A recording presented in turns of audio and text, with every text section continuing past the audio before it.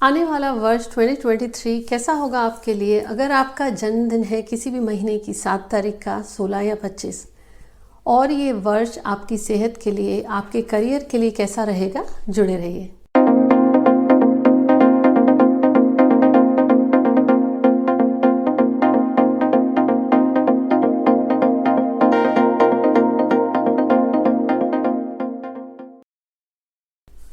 Hi everyone, this is Jaya Karamchandani. Welcome to Invincible Passion Talk Show. आज आपसे बात कर रही हूँ कि आने वाला वर्ष 2023 कैसा होगा। लेकिन अगर आपका जन्मदिन है 1 तारीख का, 2, 3, 4, 5 या 6 का, वो एपिसोड्स यहाँ हम चैनल पर रिलीज़ कर चुके हैं। उसका लिंक आप नीचे डिस्क्रिप्शन में देख सकते हैं। अब चलिए बात कर रहे हैं आज आपके बारे में। क्या आपका या आपके परिवार में या दोस्तों में किसी का है बर्थडे, जन्मदिन 7, 16 या 25 का? तो उनके लिए आने वाला वर्ष कैसा रहेगा? अब आने वाला वर्ष अगर 2023 को जोड़ें तो आएगा नंबर 7, और आपका भी है जन्मदिन 7 का। कैसा होगा 7? उससे पहले ये तो समझें कि आप कैसे हैं, आपका व्यक्तित्व कैसा है। 7 अंक को जोड़ते हैं केतु से। केतु यानी वो जो रिसर्च में है, जो गहन अध्ययन करता है, जो बारीकी से उन चीज़ों को खोजता है जो गहराई में है। इसीलिए उसे कहा जाता है केतु को रूट या जड़ें। केतु वो भी है जिसे देखकर आपको नहीं लगेगा कि व्यक्ति दिखावा करता है, लेकिन जिसे देखकर आपको लगेगा कि हाँ, कुछ है खास बात इस व्यक्ति में। जैसे अंक 6 को बाहर देखने से आप जान जाएंगे कि हाँ, इस व्यक्ति के खान पान में क्या है। केतु वाला साधारण लगेगा, लेकिन उसकी सादगी में भी आपको एक आकर्षण दिखेगा। अब नंबर 7, 2 तरीके की इसमें खासियत होती है। या तो ये व्यक्ति बिल्कुल खामोश होगा, ज़्यादा बातें नहीं करेगा क्योंकि वो आंतरिक मंथन उसका चलता रहता है, या अगर कहीं इसकी पॉजिटिव एनर्जी नहीं रही तो हो सकता है व्यक्ति आर्ग्यूमेंट्स बहुत करे, बहस बहुत करे, बात बात में गुस्सा आ जाए या चिड़चिड़ापन हो। केतु की एनर्जी ये कहा जाता है कि व्यक्ति एकांत में ज़्यादा समय न बिताए, आंतरिक मंथन तो चलता है। अब ये चीज़ आप याद रखिएगा आने वाले वर्ष के लिए। पहले बात कर लेते हैं आने वाले वर्ष में आपकी सेहत कैसी होगी।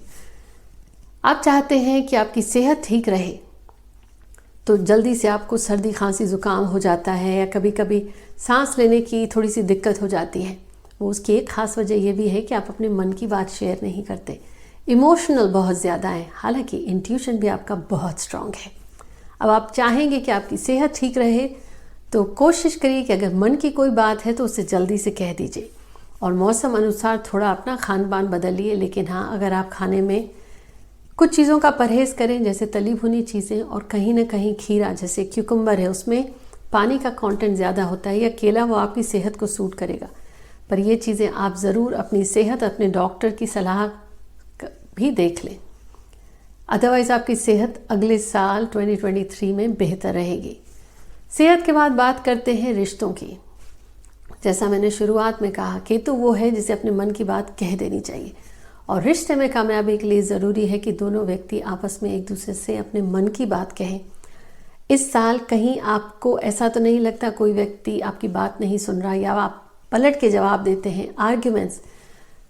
एक अकेला साथ आंतरिक मंथन करता है, लेकिन अगर उसके साथ एक और साथ जुड़ जाए तो उसे ऐसा लगेगा उसे कोई समझता नहीं है। तो इस साल आप थोड़ा सा अवॉइड करिएगा बेवजह किसी के साथ झगड़ा करने की या बहस करने की, और आप अपने रिश्ते में ख़ास तौर पर कुछ समय ज़रूर बिताएं अपनी बात को साफ साफ कहने की।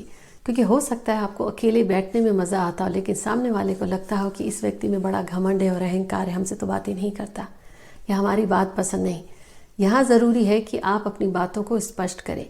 रिश्तों की दृष्टिकोण से वैसे तो ख़ास दिक्कत नहीं होगी, लेकिन डबल 7 हो जाएगा। आपका भी 7 और आने वाले वर्ष का प्रभाव भी 7 का है।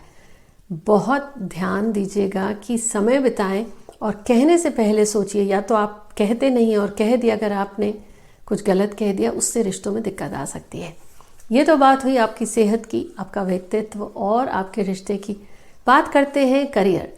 इस 2023 में ख़ास तौर पर करियर के दृष्टिकोण से, अगर आप रिसर्च इंडस्ट्री से जुड़े हैं, या आप लग्जरी वॉचेस का, जो बहुत महंगी वन ऑफ अ काइंड घड़ियाँ होती हैं, उस बिज़नेस से जुड़े हैं, एनालिटिकल हैं आपका, यानी आप अपने काम में ही रिसर्च बहुत करते हैं, मूवी इंडस्ट्री से जुड़े हुए हैं, क्रिएटिव फील्ड से जुड़े हैं, या आप डॉक्टर हैं, सर्जन हैं, हीलर हैं, स्किन इंडस्ट्री से जुड़े हुए हैं। ये साल आपके लिए बहुत अच्छा होगा, ख़ास तौर पर एस्ट्रोलॉजिस्ट, न्यूमरोलॉजिस्ट, ऑकल्ट वालों के लिए ये साल और आने वाला 2024 भी बहुत अच्छा होगा। ध्यान इस चीज़ का देना है कि आप अपने काम को बारीकी से करें, डिटेल्स को नज़रअंदाज मत करिएगा, क्योंकि 7 अपना पारखीपन लाता है जब व्यक्ति उन चीज़ों पे ध्यान देता है।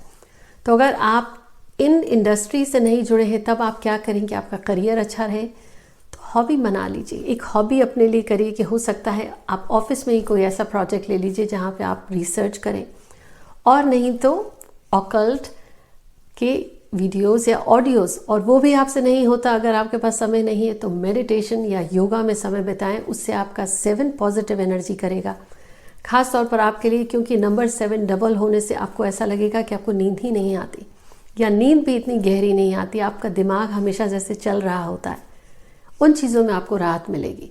करियर में मेहनत से पीछे मत भागिएगा, क्योंकि खैर आपका तो नाम ही इसी चीज़ का है कि आपको ज़िंदगी में कामयाबी मेहनत से मिलती है।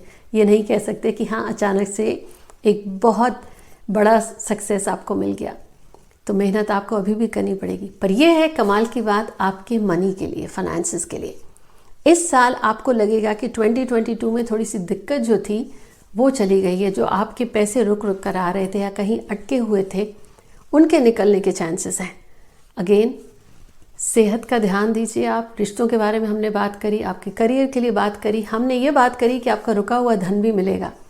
हावेवर अगर आप चाहते हैं कि आपकी लक थोड़ी सी और आपको सपोर्ट करे, थोड़े से लकी कलर्स यूज़ करिए। अब वो कलर्स कौन से हैं, जैसे हरा रंग हो गया, आप उसे यूज़ कर सकते हैं, और जो सिल्वरिश वाइट होता है ना, चांदी का वाइट, वो यूज़ करें आप। डार्क कलर्स को अवॉइड करिएगा, जैसे कि डार्क ब्लू, डार्क ब्लैक, हाँ लाइट ब्लू आप यूज़ कर सकते हैं।